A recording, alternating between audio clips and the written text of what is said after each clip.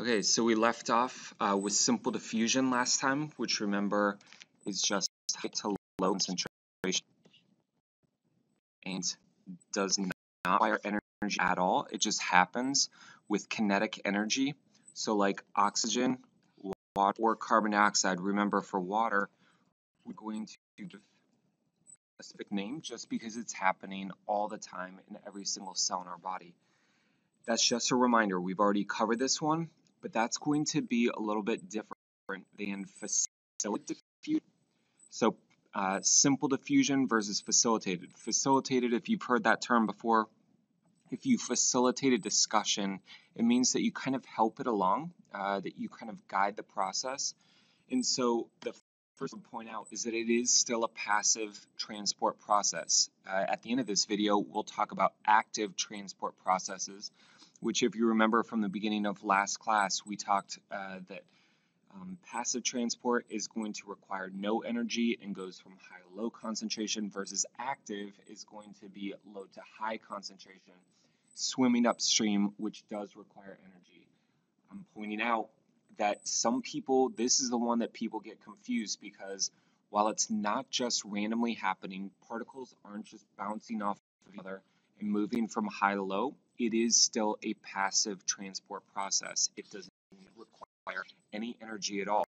Instead, particles are going to be a little bit too big, like glucose, which if you remember earlier in the year, C6H6O6, one molecule has 18 atoms total in it. It's just too big to directly through the membrane.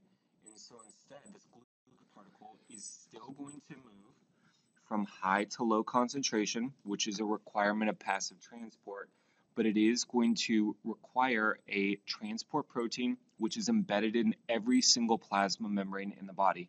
So glucose and some amino acids are going to move from high to low concentration, usually moving blood in cell. Thus, because when we eat, there's going to be more glucose, more carbohydrates, and more building blocks of proteins in our blood, because that's where we release whatever we eat into the blood, but we need to get it into the cells. That's another hard concept for people when somebody says, oh, I have high blood sugar because they have diabetes. You're like, well, what's the big deal because you have enough sugar?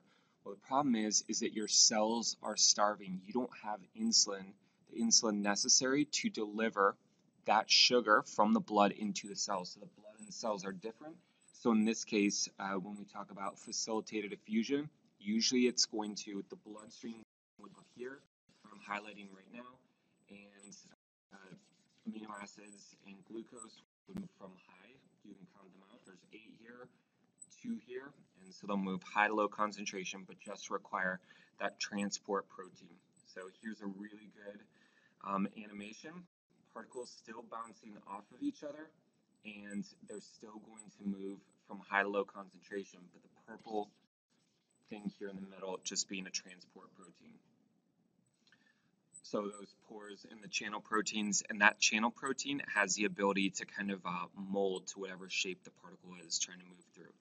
Now we've moved into transport, so we are actively doing something. We're not just waiting for it to happen like you did in the lab. That was passive transport because all you did was fill up the bag and you couldn't even visibly see anything happening. You just know something did happen based on the mass change at the lab.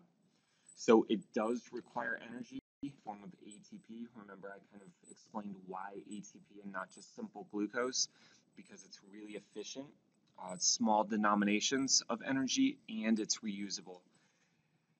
Just so that you don't go into college, college biology, it is generally low to high. But basically what this means is that for the majority of the time, you're swimming upstream. Active transport really isn't, it's not waiting for it to be low to high and now we can pump it somewhere.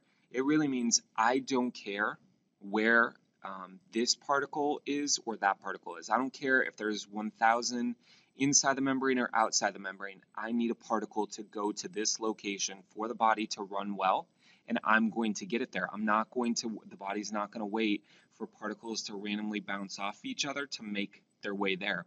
In addition to that, they're going to be bigger particles even than can fit through those transport proteins in facilitated diffusion. So you're going to actively move them from one place to another with ATP.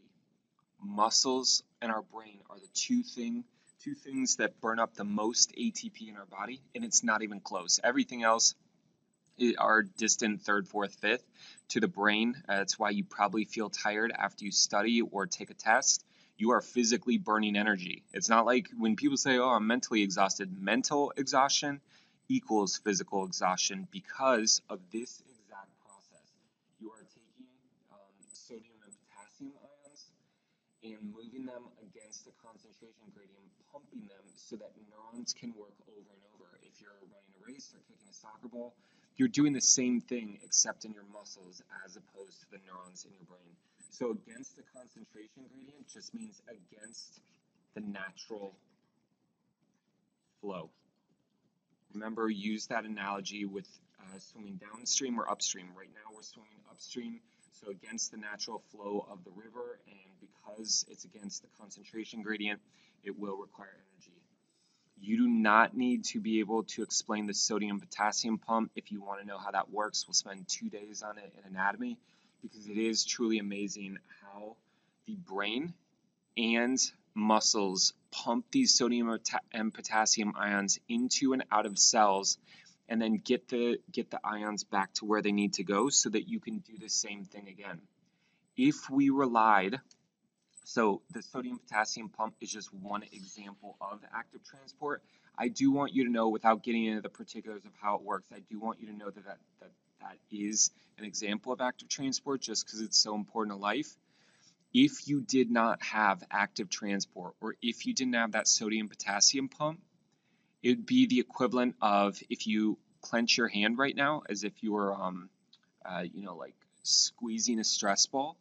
Imagine having to wait for those sodium potassium ions, which are electrolytes, hence why electrolytes, Gatorade preaches them, and you need to drink things with electrolytes during or after the game. Actually, you should not be drinking them during. You should preload and then replenish them after the game. You really should just be drinking straight water, which if you're interested in that, I can explain why during the game. But the sodium potassium pump allows you, if I told you to do 100 fist clenches in a minute, you could probably do it. The only way that happens, you can imagine that you're burning a lot of energy, which is why it starts to become sore, and there's a lot of things that go into that. But the only way that happens, sodium potassium pump, is after you clench your fist, we need to get the ions back to where they were immediately so that you can do the same thing again. Neurons fire, like you use similar neural sequences if you're thinking or doing the same thing or smelling the same thing or seeing the same thing. And so we need to get the ions back to where they were previous to any type of contraction or depolarization or neural impulse happening so that we can do the same thing again. So I would put, let's go back and put a number 1 by the sodium potassium pump. These are all examples of active transport. Number 2, exocytosis. Think of that as exo means exit. So moving things a cell, you can use this vehicle. Particles aren't just going to free float around and hope they find a way out. We'll package them in this little vesicle.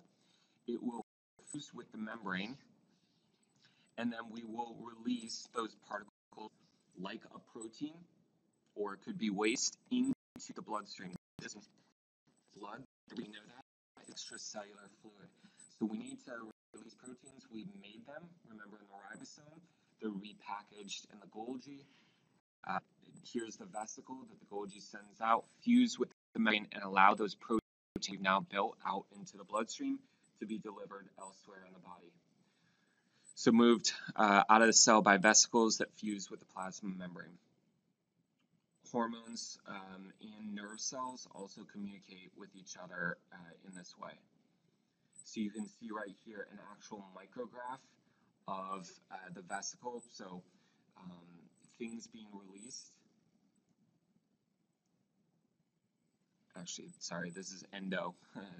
Looking at this, it skips ahead. So this is plasma membrane. You can see that the plasma is starting to kind of change shape. It will engulf all of those little dark particles, and the membrane is stopped, and now we have this vesicle to bring in, and now the vesicle with all of these things, including part of the membrane was once part of the plasma membrane, is now fused into this little ball that we can now take into the cell. So pinocytosis, this is a form of endocytosis. So we will put letter A. Sorry, I should go back again. So the third